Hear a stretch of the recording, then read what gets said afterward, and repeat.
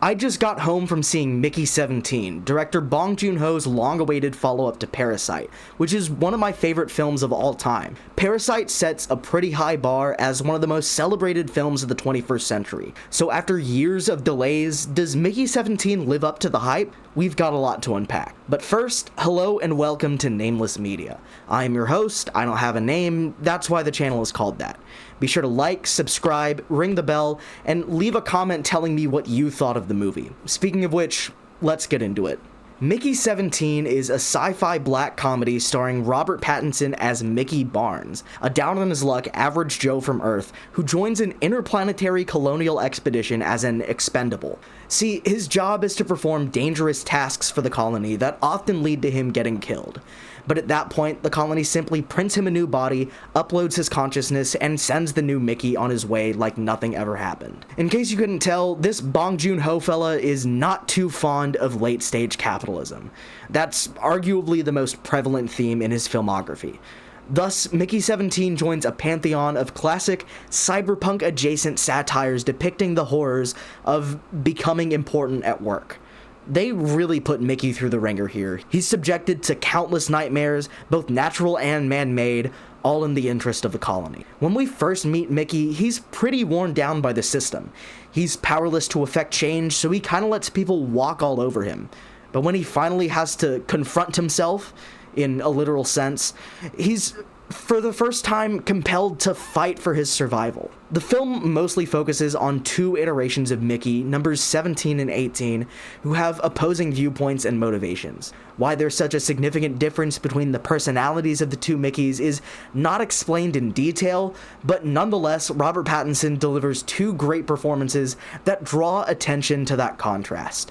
Robert Pattinson brings meticulous attention to detail in his mannerisms and face acting in order to distinguish these two men with physical appearances that are otherwise indistinguishable. This movie is a masterclass in the whole twins played by the same guy gimmick. Robert Pattinson gives a very physical performance in general.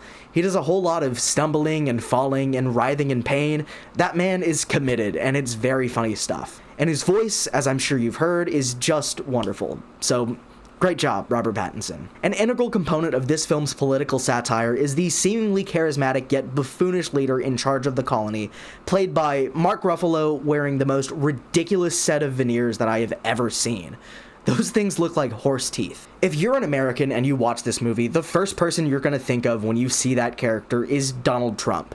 But Bong Joon-ho insists that the character was not written to parody any one particular world leader. That being said, it's clear that Ruffalo's interpretation of the character was heavily informed by Trump. He's obsessed with his image, he's susceptible to flattery, he doesn't care about the ramifications of his actions, and he's willing to throw any old schmuck under the bus in order to get what he wants. If you're an American in the year of our Lord 2025, and you're trying to play that character, of course you're going to be informed by the cultural image of Donald Trump that looms over our daily lives. By the way, I'd be remiss if I didn't mention the ever-talented Toni Collette as Ruffalo's controlling wife with a quirky obsession with sauces. Her and Ruffalo play up the campiness for some great comedic moments, but there are some points near the end of the film where her performance takes a fierce and dramatic turn. It took me way too long to realize that the sauce is obviously supposed to symbolize blood, but I thought that was a really nice touch. This is a really quirky film in general. There are going to be plenty of people who aren't on board with its offbeat and dark sense of humor. Some people might get rubbed the wrong way by Pattinson's voice or the film's cynical edge, but I didn't have a problem with any of that. What I did have a problem with is this film's over-reliance on voiceover narration. The first third of this film has so much voiceover to explain even the most basic plot developments.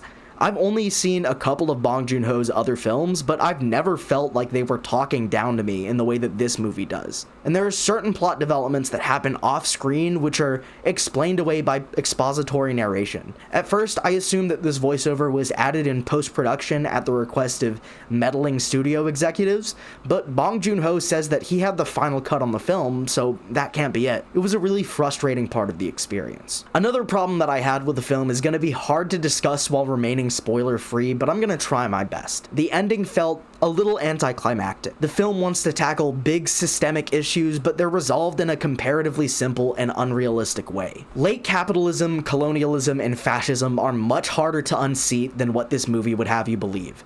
The handling of a few bad apples is not enough to undo the brainwashing of a devoted populace, and certain plot threads were resolved way too quickly for my taste. It felt very hand-wavy and unrealistic. Furthermore, again, much of it was explained by expository narration, which only added to my frustration. Before we get to the final verdict, I want to share a couple of other miscellaneous thoughts that I had. First, the film comments on colonialism by sending humanity to a planet populated by these little goobers called creepers. Bong Joon-ho seems to have a love for animals, so I guess I'm gonna have to check out Okja. Or is it Okja? I don't know how to pronounce it. I think these guys are adorable, and I want one of these as a plushie as soon as possible. But I felt like their plotline was wrapped up in an overly simplistic manner that glosses over the real-world horrors of colonial violence. Another observation that I had, I think Steven Yeun is a really charismatic guy, but between this movie and Nope, I've come to realize that he's really good at playing narcissistic assholes. I like the way that this film depicts self-examination through conversations with the clone, but that's like day one clone philosophy, right? Finally, Naomi Aki's character is very endearing, she's very strong and caring, and I like her a lot. Unfortunately, it's really hard to follow a film that received universal acclaim, swept the awards circuit, and fundamentally changed my relationship with film as a medium. Parasite set an astronomically high bar, and while this movie does have a lot to love, it doesn't quite live up to its predecessor. That being said, not as good as Parasite is still pretty damn good. Going over to the Dan Burrell scale, I give Mickey 17 a rating of it's good. It doesn't quite live up to the hype, but there are still some fun ideas and great performances, and it's still worth your time to see it in theaters. But what did you think? Am I a talentless hack? Be sure to let me know in the comment section below. I'm a really small creator, and any form of engagement is really helpful with the algorithm. In that spirit, be sure to like, subscribe, and ring the bell. Thanks so much for watching. Here's the end card. Welcome back to the 10 seconds of black screen during the end card so that you can click on stuff. I've been uploading short form content on YouTube Shorts, Instagram Reels, and TikTok, so be sure to connect with me on those platforms linked in the description wherever you get your daily brain rot. Thanks again for watching all the way to the end. I'll see you in the next one.